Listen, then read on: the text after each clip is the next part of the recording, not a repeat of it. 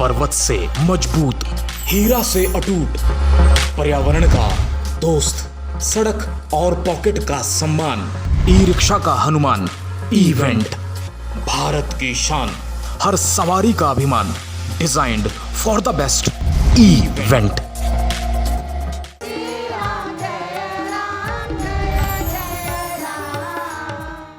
इस प्रोग्राम के प्रायोजक हैं भारत की शान, हर सवारी का अभिमान, इवेंट। श्री राम जय राम जय जय राम।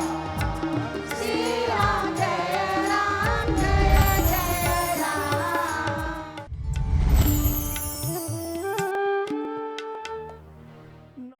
नमस्ते सदा वत्सले मातृभूमे, त्वया हिन्दुभूमे सुखं वर्धितोऽहम्। महामङ्गले पुण्यभूमे त्वदर्थे पतत्वेशकायो नमस्ते नमस्ते। रत्नाकराधौतपदं हिमालयकिरीटिनीं, ब्रह्मराजर्षिरत्नाढ्यां वन्दे भारत मातरम्। उत्तरं यत् समुद्रस्य हिमाद्रैश्चैव दक्षिणं, वर्षं तद् भारतं नाम भारतीयत सन्तति। प्रभो शक्तिमन् हिन्दुराष्ट्राङ्गभूता,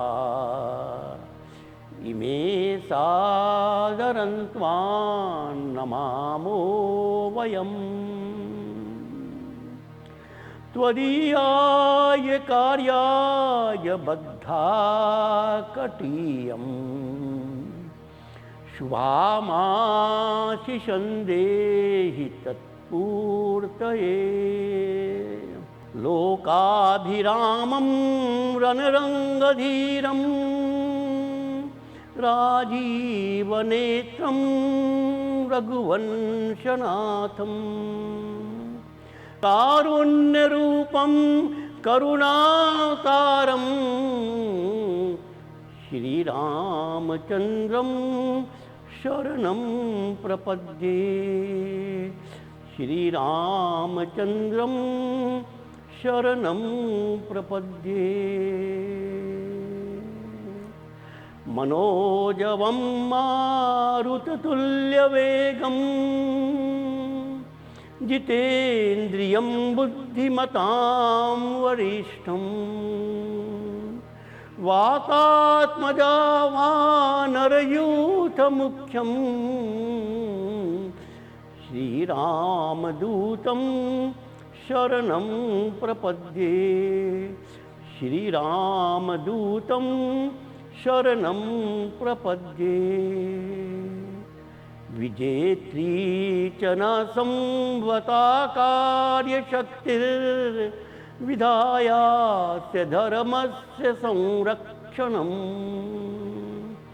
परं वै भवन्ने तुमेतत् स्वराष्ट्रं, समर्था भवत्वाशिषा ते भृशम्। भारत माता की जय। श्री राम जय राम जय जय राम।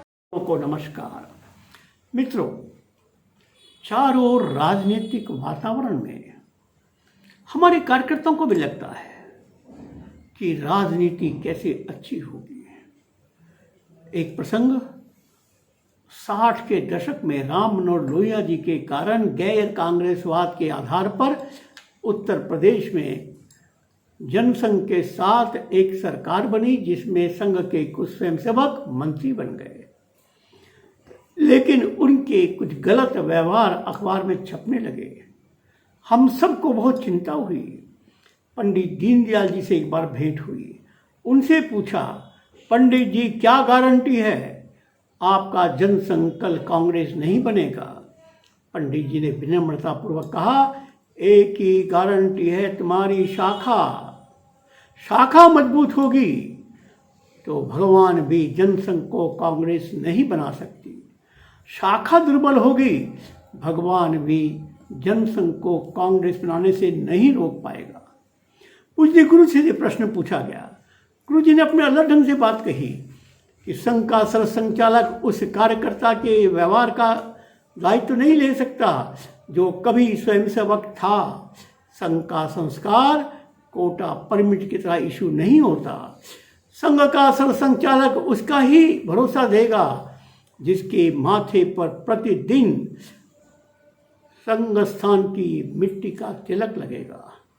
और उन्होंने उसी समय लोटे का उदाहरण दिया। एक लोटा कितनी भी अच्छे पात्र धातु का क्यों ना बना हो, पीने लायक तब बनता है पानी जब वो रोज मांजा जाता है। मित्रों, साधना का कोई विकल्प नहीं है। चाहे राजनीति में जाओ, चाहे समाज के क्षेत्र में रहो, साधना ही जीतेगी और साधन हमेशा पराजित होगा।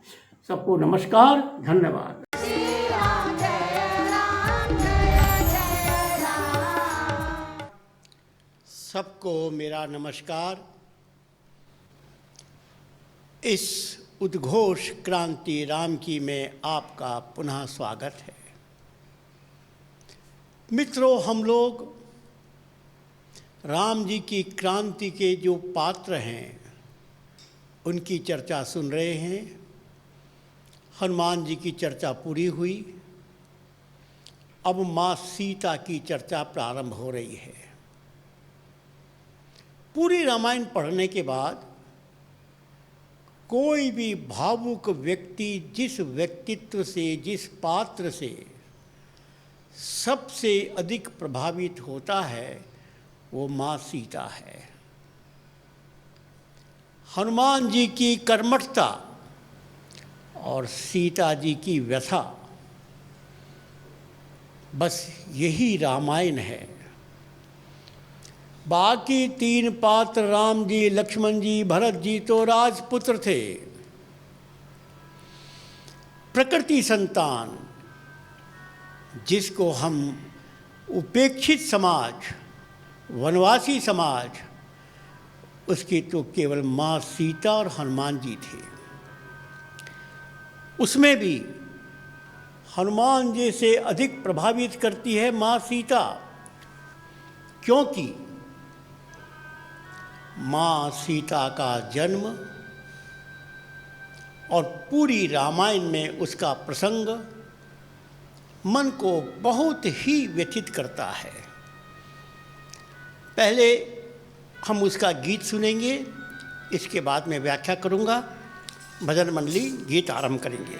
जय हनुमान जागो हनुमान, जय हनुमान जागो हनुमान, जय हनुमान जागो हनुमान, जय हनुमान जागो हनुमान। हनुमान जगाओ रे राम राज लाओ रे, हनुमान जगाओ रे राम राज लाओ रे, हनुमान जगाओ रे राम राज लाओ रे, हनुमान जगाओ रे राम राज लाओ रे।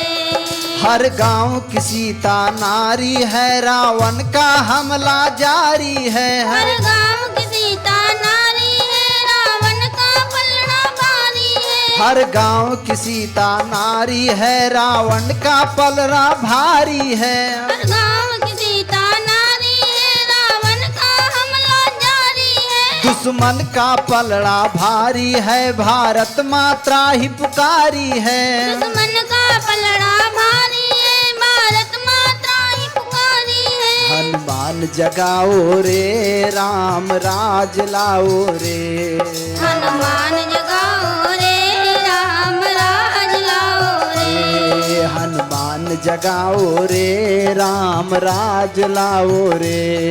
हनुमान जगाओ रे राम राज लाओ रे। गांव गांव में जाना है युवा शक्ति जगाना है। गाँव गाँव में जाना है युवा शक्ति जगाना है। रावण को भगाना है सीता को छुड़ाना है।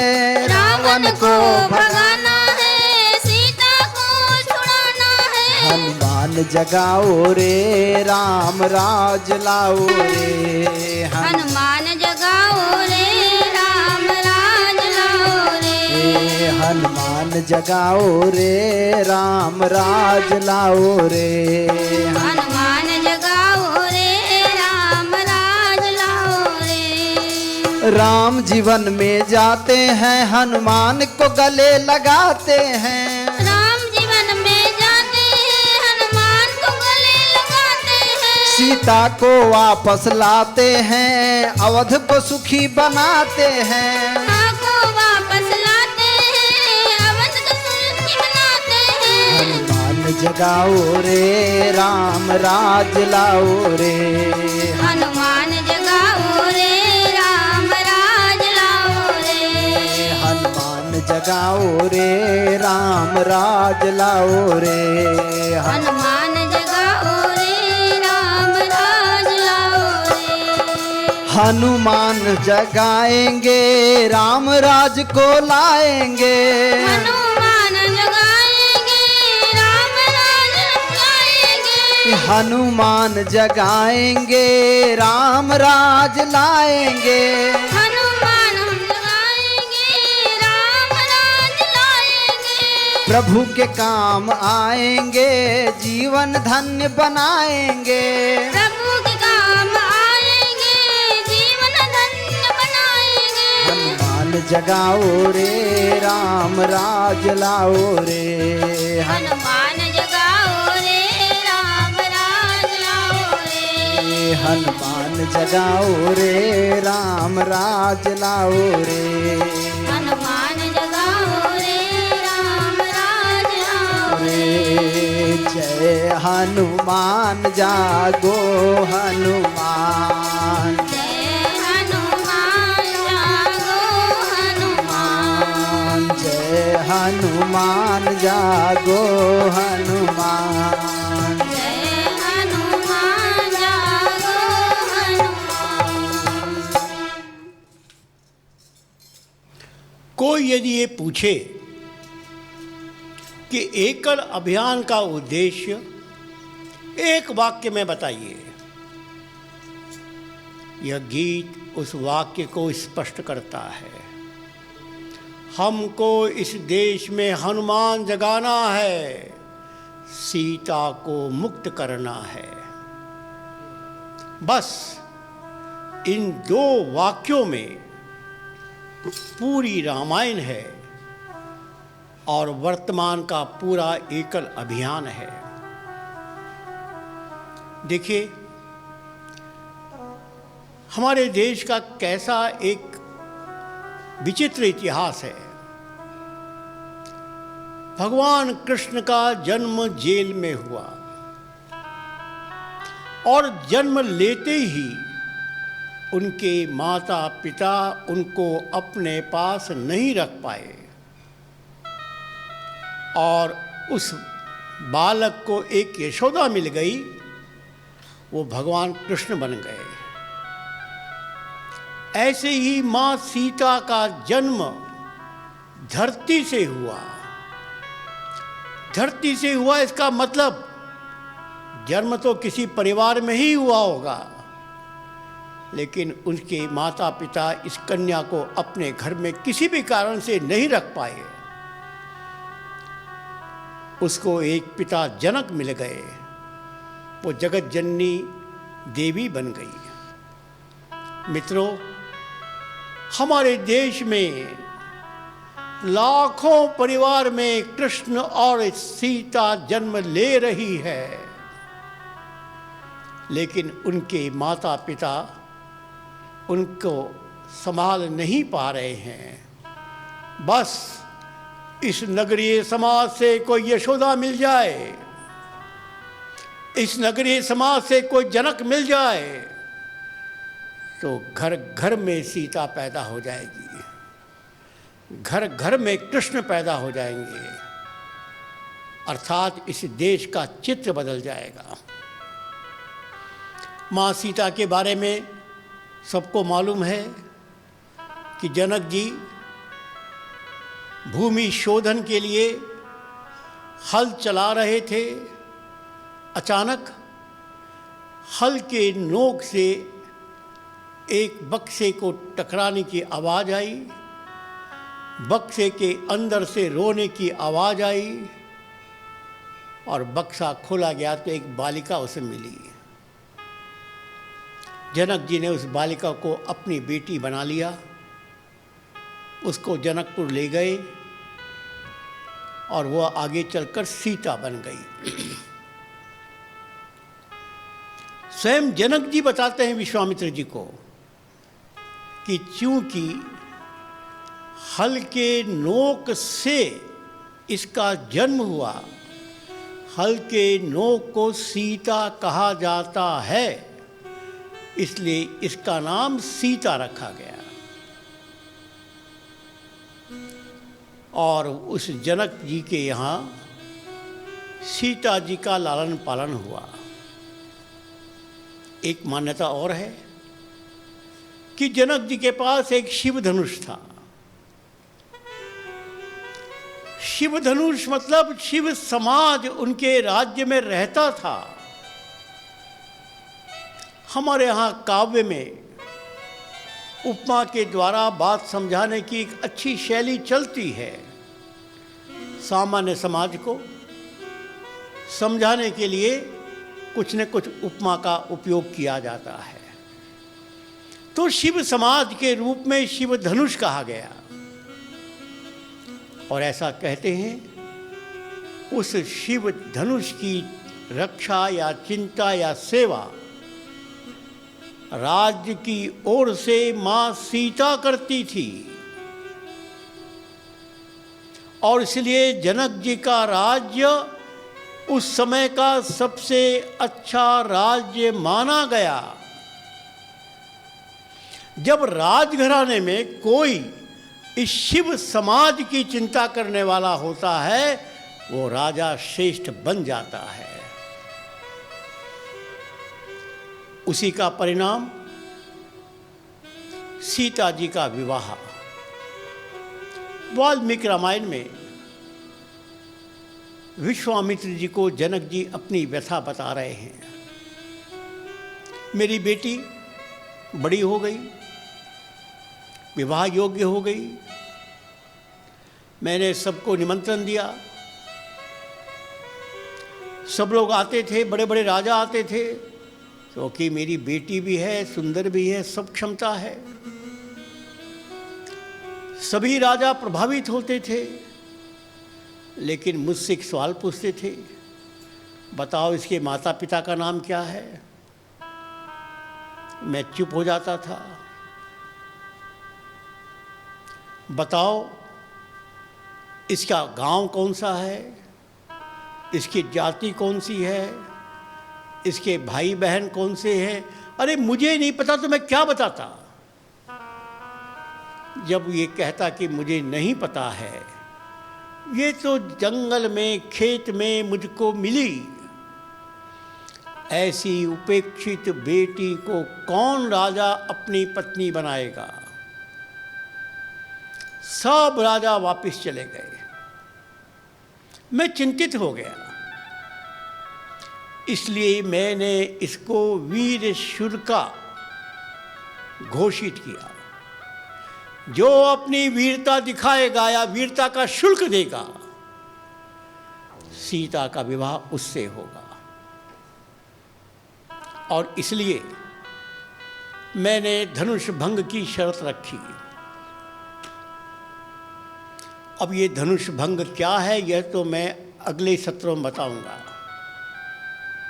लेकिन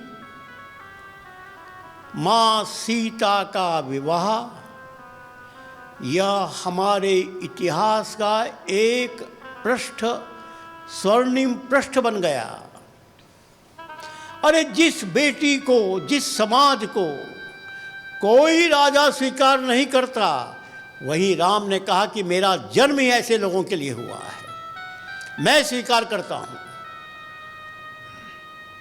सीता मानो राम जी के जीवन का लक्ष्य बन गई। सीता माने शिव समाज राम जी के जीवन का लक्ष्य बन गया। सीता विवाह के बाद अयोध्या जी आती हैं और वनवास का प्रसंग आता है। वनवास का प्रसंग अनेक रामायण में अलग अलग ढंग से लिखा गया है। ये ठीक है कि वाल्मीकि रामायण ने अपने समय अपने आँखों से दिखने वाली घटनाओं का वर्णन किया, लेकिन वो भी कवि थे और कवि के नाते कोई भी साहित्य की रचना में कुछ ना कुछ अलंकार तो दिखाया ही जाता है। लेकिन उसके बाद हजारों वर्षों में हर प्रांत में, हर कालखंड में कोई न कोई रामायण लिखी गई। कितनी रामायण है उसकी गिनती मुझे नहीं पता, लेकिन ये मालूम है कि इस देश में ऐसा कोई प्रदेश नहीं जहाँ स्थानीय भाषा में रामायण नहीं लिखी गई। और हर युग में जो रामायण लिखी गई वो वाल्मीकि रामायण से बिल्कुल अलग थी। ये तुलसी रामायण 500 वर्ष पहले लिखी गई, और जब दोनों रामायण हम पढ़ते हैं तो हमको लगता है कि पता नहीं तुलसीदास जी ने वाल्मीकि रामायण के कितने भाग छोड़ दिए, कितने भाग नए ढंग से लिखे। और यह बिल्कुल वास्तविक भी है, उचित भी है। रामायण मोक्ष के लिए नहीं लिखी जा रही है। रामायण इसी जीवन को सुंदर बनाने के लिए, देश की उस समय की परिस्थिति से विजय प्राप्त करने के लिए एक मार्गदर्शक ग्रंथ बना है। तो एक भवभूति रामायण है, उसमें वनवास का प्रसंग एक अलग ढंग से लिखा गया है। मैं उसको सुनाता हूँ। राम जी का विवाह हो गया,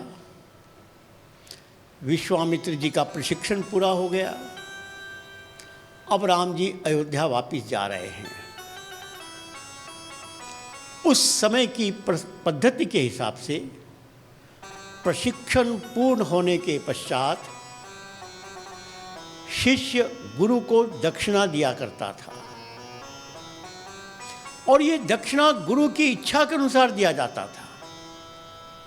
तो राम जी ने कहा, गुरुवर आपकी प्रशिक्षण पूरा हो गया, आदेश दीजिए मैं आपके चरणों में क्या दक्षिणा अर्पित करूं।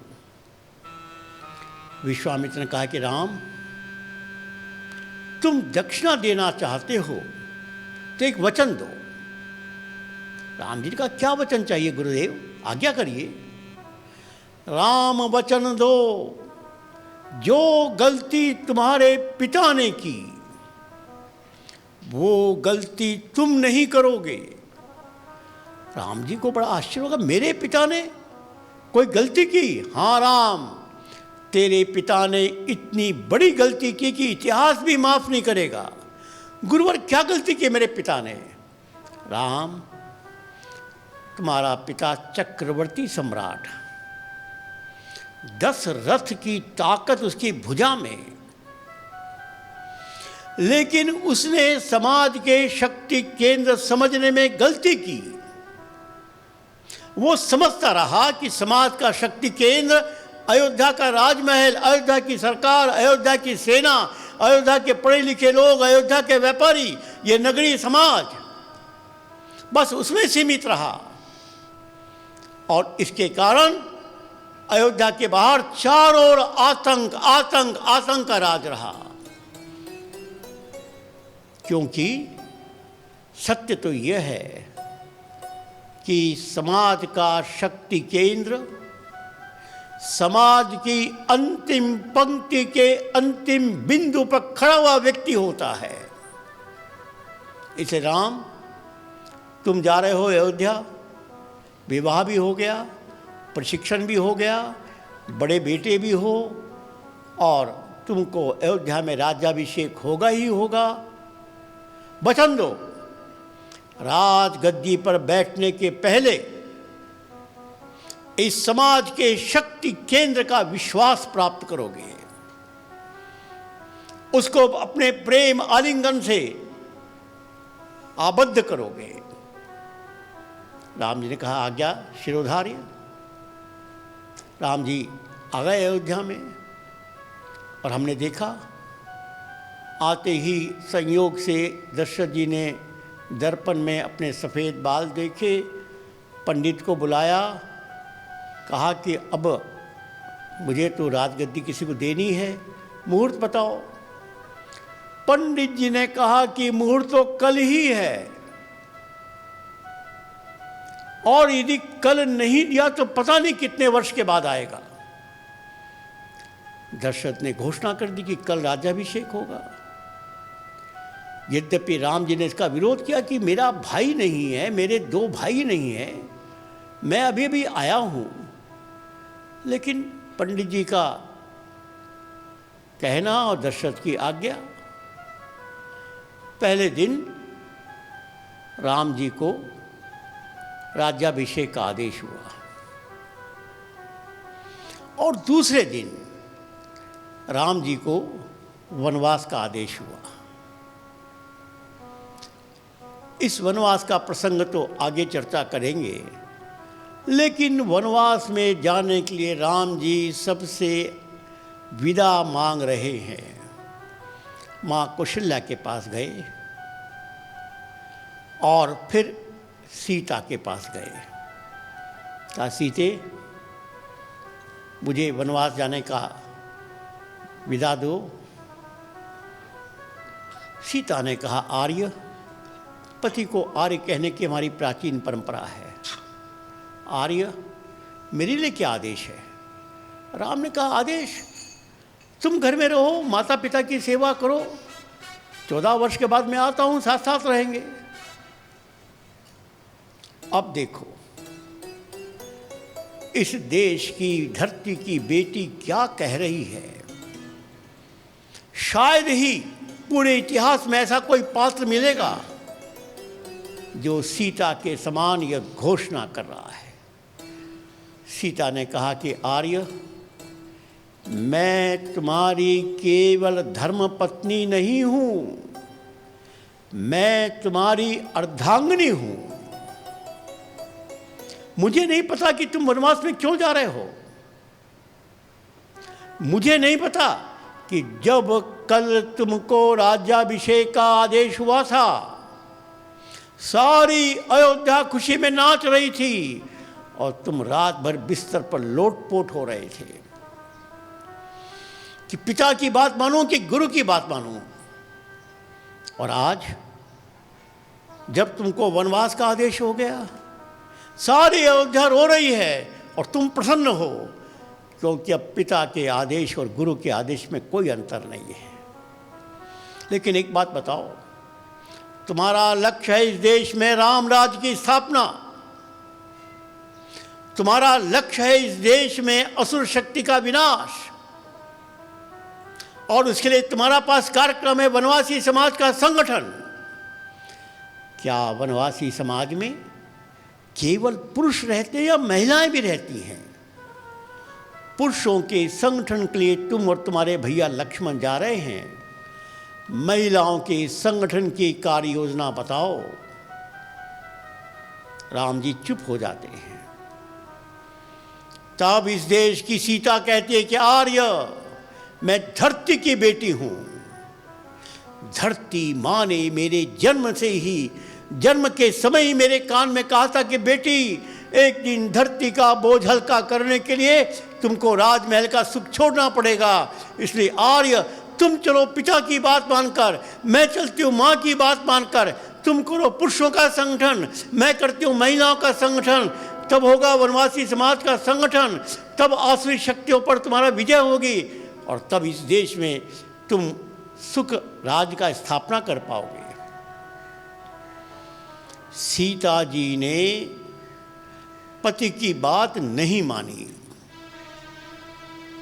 एक पत्नी के नाते तो निश्चित रूप से ये उचित नहीं था, लेकिन धरती की बेटी के नाते यही उचित था। जब मां कौशल्या से विदा लेने के लिए सीता जी गई, राम जी ने पहले बहुत बहस की लेकिन अंत में मान गए। तो सीता जी कहती हैं, माँ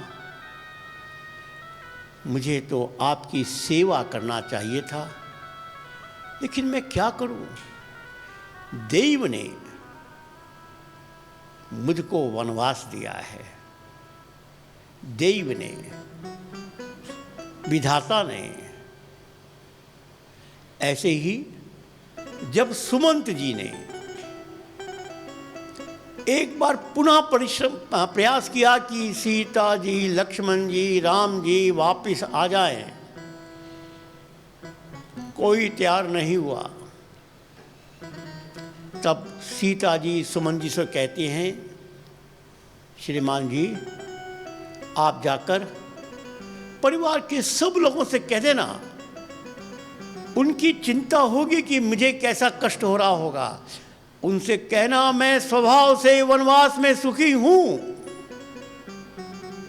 मैं स्वभाव से वनवास में सुखी हूं। ध्यान दीजिए, सीता जी कहते मेरा तो जन्म इसी काम के लिए हुआ है।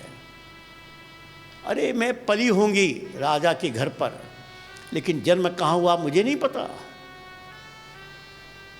वह सीता वनवास में जाती है।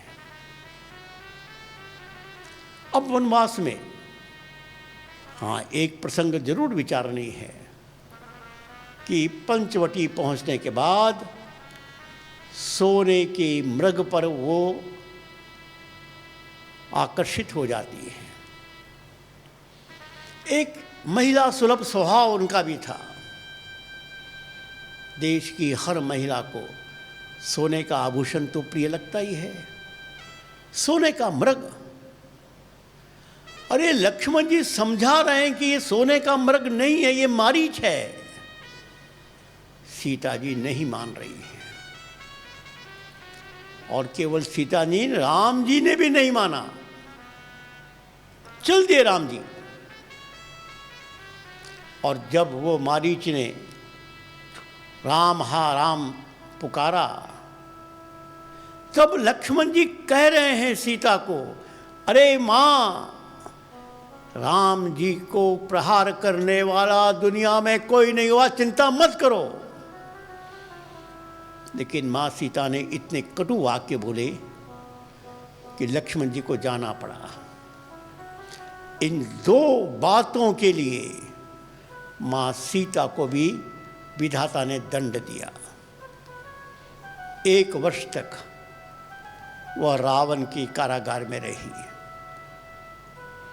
लेकिन एक प्रसंग और आता है। जब पंचवटी में शूर्पणखा का नाक कान काट लिए गए थे, इसके माध्यम से जब राम जी ने रावण को युद्ध की चुनौती दे दी थी और ये निश्चित हो गया था कि अब युद्ध अवश्यंभावी है, इसीलिए तो राम जी ने ये शूर्पणखा के नाक कान काटे थे, नहीं तो क्या आवश्यकता थी। तो ऐसा कहते हैं कि एक ऐसा समय था जब लक्ष्मण जी किसी काम से गए थे, राम जी ने सीता जी के मन में ध्येयवाद की अग्नि जलाई, क्योंकि युद्ध का सॉफ्ट टारगेट तो वही थे एक महिला होने के नाते। और जब तक उनके मन में संकल्प नहीं है कि हम धर्म के लिए युद्ध कर रहे हैं, हम देश के लिए युद्ध कर रहे हैं, हम आसुरी शक्तियों को परास्त करेंगे, जब तक ये भाव उनके हृदय में नहीं है, तब तक पता नहीं कौन सी घटना से वो कमज़ोर हो जाएंगी। माँ सीता के दिल में ध्येयवाद की अग्नि जलाई। अब ध्येयवाद की अग्नि जलाई ये सामान्य व्यक्ति नहीं समझ सकता। कहा अग्नि में प्रवेश कराया, और यही परिणाम था कि 1 वर्ष रावण के अधीन रहना कितना कष्टकारक था, शायद उतना कष्ट स्वयं प्रभु राम ने भी नहीं स्वीकार किया होगा, क्योंकि उनके मन में ध्येयवाद की अग्नि प्रज्वलित थी। उनको मालूम था कि हम लोग क्यों आए हैं। इतना ही नहीं, जब लंका युद्ध समाप्त हो गया और राम जी ने विभीषण को और हनुमान जी को कहा जाओ सीता को ले आओ, विभीषण ने सोचा कि अब तो राम जी राजा बन गए, उनकी पत्नी रानी बन गई, इसलिए उनको रानी के हिसाब से ले जाना चाहिए। तो एक अच्छी सी पालकी बनाई, सजाया, उसमें सीता को बैठाया, ला रहे थे। राम जी ने दूर में देखा और देखते ही जोर से हनुमान कहा, अरे हनुमान क्या कर रहे हो? सीता को पैदल लाओ, जिससे सारे लोग अपनी मां को देख सके। मां सीता पैदल आई और पहला वाक्य राम जी कहते हैं कि सीते,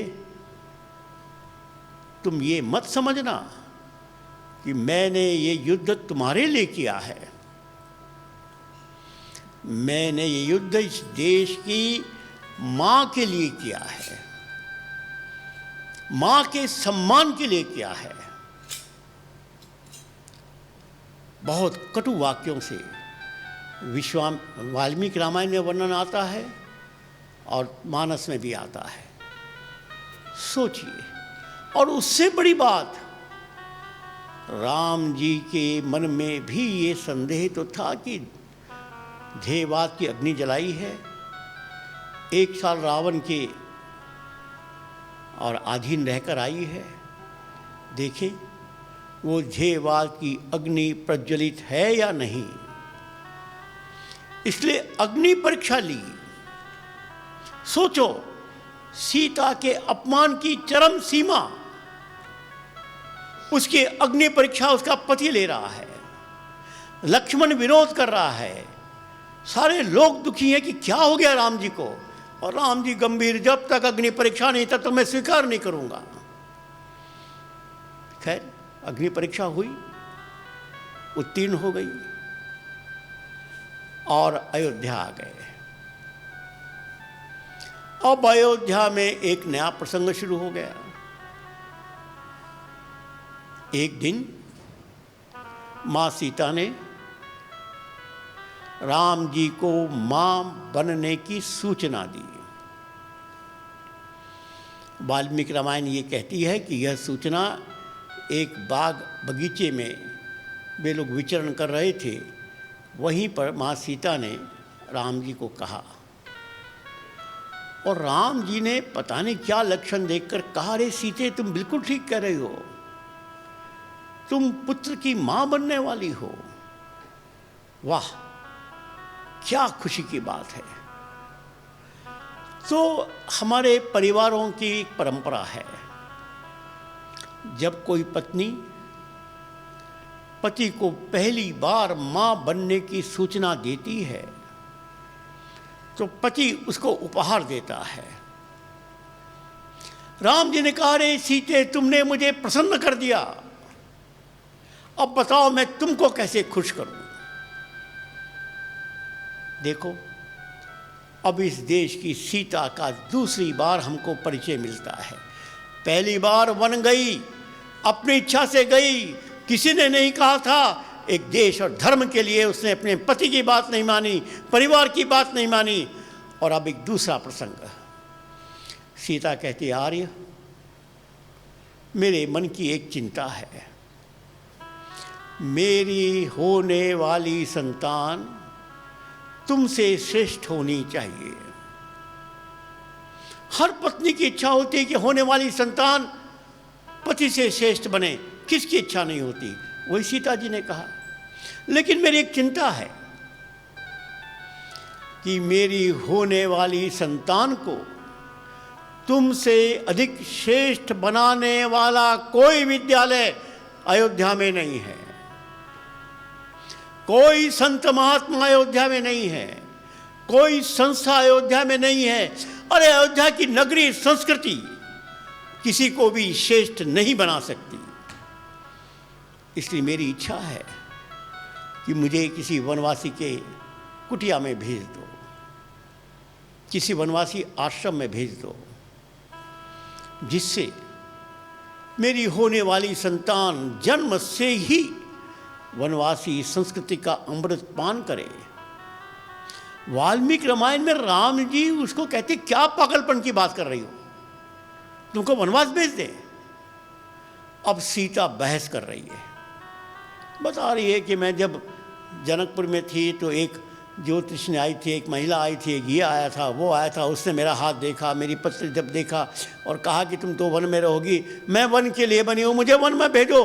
बार बार जिद करने के बाद राम जी का ठीक है, तुम्हारी बात मानेंगे। ये संयोग की बात थी कि उसी समय अयोध्या में एक गलत प्रचार हो गया। एक कहते हैं कि धोबी के यहाँ से गलत प्रचार हो गया, होगा वो भी सही बात, लेकिन सीता ने अपने संतान के भविष्य के लिए दूसरी बार वनवास मांगा। है कोई उदाहरण दुनिया में? है कोई रामायण का पात्र जो सीता के त्याग के सामने खड़ा हो? राम जी को 14 वर्ष का वनवास मिला, लेकिन सीता ने 28 वर्ष का वनवास स्वीकार किया, मिला नहीं, लिया, इस देश के भविष्य के लिए। इसलिए हमारे देश में सीता का सम्मान राम से अधिक होता है। किसी का नाम राम सीता नहीं सुनोगे, सीता राम सुनोगे। जब तक देश में सीता पैदा होती रहेगी, बहुत से राम पैदा हो जाएंगे, लेकिन कोई राम सीता को पैदा नहीं कर पाएगा। लवकुश प्रसंग वो भी इतना मार्मिक है कि तुलसीदास जी का साहस नहीं हुआ मानस में लिखने का, लेकिन वाल्मीकि जी तो लिख ही रहे थे, उन्हीं के आश्रम की सारी कहानी थी। तो राम जी ने लक्ष्मण को कहा कि जाओ सीता को किसी वनवासी आश्रम में छोड़ाओ। अब वनवासी आश्रम में जाकर लक्ष्मण जी अपने रथ से सीता जी को पहुंचाएंगे तो इसका प्रचार होगा, इसलिए लक्ष्मण जी ने वाल्मीकि आश्रम के पास सीता जी को सड़क पर छोड़कर चले आए। और फिर वाल्मीकि जी को उनके आश्रम के लोगों ने बताया कि एक ऐसी महिला वहाँ बैठी है। वाल्मीकि जी गए, वो तो त्रिकालदर्शी थे, वो समझ गए। उन्होंने वहीं पर जल लेकर सीता को अपनी बेटी माना, अर्थात ऐसे ही नहीं, अरे तुम मेरी बेटी बन गई, संकल्प किया। और सीता जी विश्वामित्र के साथ उनके आश्रम में आ गई। उनको 2 संतान हुई, जुड़वा संतान लवकुश। अब जो सीता जी के मन में था बस वही हुआ कि लवकुश वन में रहते थे, वाल्मीकि जी के शरण में रहते थे। वाल्मीकि जी उस समय रामायण लिख रहे थे, रामायण इनको याद कराते थे। लवकुश को अंत तक नहीं पता लगा कि रामायण की केंद्र बिंदु उसकी मां सीता है, और जिस राम की चर्चा हो रही है वो हमारे पिता हैं, अंत तक नहीं पता लगा। रहस्य कब खुला? जब राम जी को यह बताया गया कि आप जब तक राजसूय यज्ञ नहीं करेंगे तब तक आप चक्रवर्ती सम्राट नहीं माने जाएंगे, इसलिए आपको राजसूय यज्ञ करना होगा। राम जी ने स्वीकार कर लिया और राजसूय यज्ञ में एक घोड़ा छोड़ा जाता है। उसको अश्वमेध यज्ञ भी कहते हैं। और वो घोड़े के मस्तक पर एक प्लेट लगाई जाती है जिसमें लिखा रहता है कि घोड़ा राजा राम के द्वारा छोड़ा गया है। जहाँ जहाँ ये घोड़ा जाएगा वो राजा राम के अधीन माना जाएगा। जिसने घोड़े को पकड़ा उसको युद्ध करना पड़ेगा। अब संयोग की बात थी, घोड़ा छोड़ा, घोड़ा को अपने मन से चलना था, अयोध्या से चला, वो कानपुर के बिठूर के रास्ते पर चला जहाँ वाल्मीकि आश्रम था। अब वाल्मीकि आश्रम के पास ये दो बालक खेल रहे थे। 14 वर्ष की आयु हो गई थी। दो बालकों ने देखा कि एक घोड़ा आया, बड़ा सुंदर घोड़ा है। कौतूहलवश घोड़े को पकड़ लिया। अब उसकी पट्टी उसके मस्तक पर रखा हुआ आलेख पढ़ा, कोई राजा राम कह रहे हैं कि हमारे अधीनता स्वीकार करो अन्यथा युद्ध करो। लव कुश ने आपस में बात की, अधीनता, कोई अधीनता? ये राजा राम कौन है, इसकी अधीनता स्वीकार करेंगे? नहीं करेंगे, होने दो युद्ध। पकड़ लिया। अब उसके पीछे शत्रुघ्न जी की सेना घोड़ा की रक्षा करने के लिए चल रही थी। सबको लगता था कौन पकड़ेगा घोड़ा, लेकिन जब देखा शत्रुघ्न जी ने कि दो बालकों के हाथ में घोड़े की लगाम है, तो शत्रुघ्न सोचा ये बच्चे हैं, नहीं जानते, नहीं पढ़ा होगा। उन्होंने समझाया, अरे बालकों, ऐसा राजा राम है, ये है, घोड़ा है। बालकों ने कहा, देखिए बहस वहस मत करिए, हम किसी की अधीनता स्वीकार नहीं करेंगे। हम वन की संतान हैं, अधीनता स्वीकार नहीं करेंगे। शत्रुघ्न ने कहा, फिर तुमको युद्ध करना पड़ेगा। अरे हम तो तैयार हैं युद्ध करने के लिए, करिए युद्ध। शत्रुघ्न जी ने एक तीर छोड़ा और लव कुश ने तीरों का मानो वर्षा कर दी। और इतिहास कहता है कि शत्रुघ्न जी घायल हो गए, सारी सेना मूर्छित हो गई और अयोध्या में समाचार पहुंच गया, शत्रुघ्न जी की सेना परास्त। अयोध्या में हलचल हो गई, ये क्या हो गया? तो अब शत्रुघ्न जी हताश, परेशान। तब दूसरा नंबर आया लक्ष्मण जी का। लक्ष्मण जी आए सेना लेकर, वही दृश्य, दो बच्चे। लक्ष्मण समझा ये बच्चे हैं, समझाया लक्ष्मण जी को भी, उन्होंने वही उत्तर दिया, देखिए हम कोई अधीनता स्वीकार नहीं करेंगे, युद्ध हाँ युद्ध करो।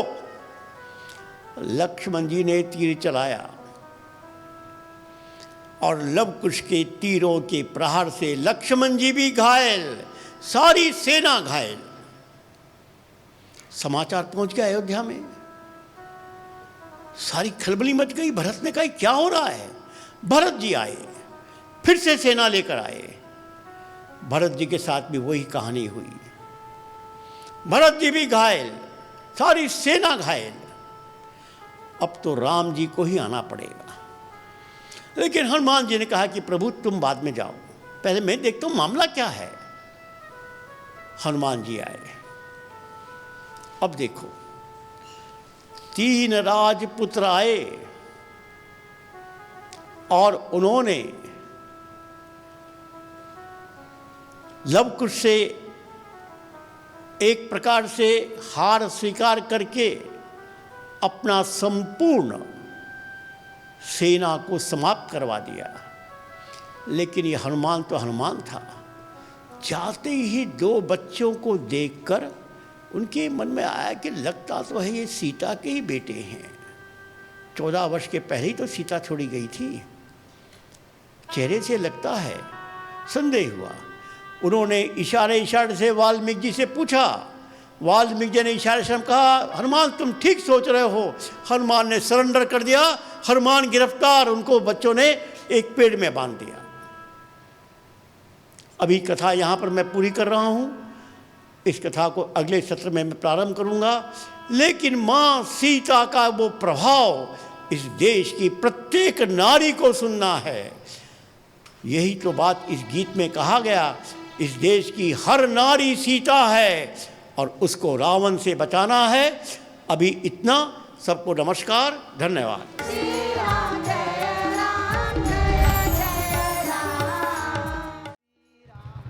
जय श्री राम।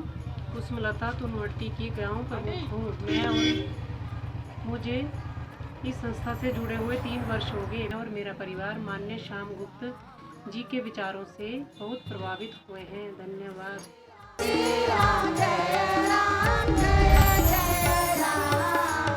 ग्राम एकल विद्यालय ग्राम धनोरी का ग्राम प्रमुख जबर सिंह डावर हूँ।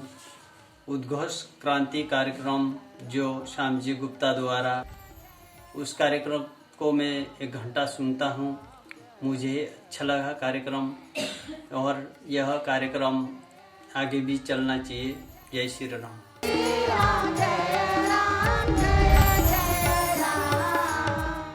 मैं शांति पांडे, संभाग उत्तराखंड महिला समिति उपाध्यक्षा। मैं उद्घोष क्रांति के बारे में आप लोगों से कुछ कहना चाहती हूँ। मैं माननीय श्याम जी के मुखार बिंदु से प्रेषित होने वाले प्रत्येक रविवार को उद्घोष क्रांति का श्रवण करती हूँ। साथ ही साथ प्रत्येक लोगों को भी मैं प्रेरित करती हूँ कि अपने देश में अभी भी राम और रावण जीवित हैं। हमें उद्घोष क्रांति के माध्यम से इसी समाज से राम और रावण को ढूंढना है और देश को विश्व गुरु बनाना है। मैं आप सभी से अनुरोध करती हूँ, आप सभी उद्घोष क्रांति को अवश्य देखें और अपने समाज से, इसी समाज से राम और रावण को ढूंढें। अपने समाज से राम को ढूंढें और ढूंढ करके देश को विश्व गुरु बनाएं। जय श्री राम।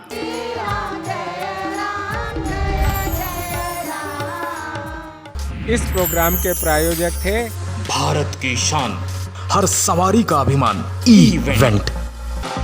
पर्वत से मजबूत, हीरा से अटूट, पर्यावरण का दोस्त, सड़क और पॉकेट का सम्मान, ई रिक्शा का हनुमान इवेंट। भारत की शान, हर सवारी का अभिमान, designed for the best event.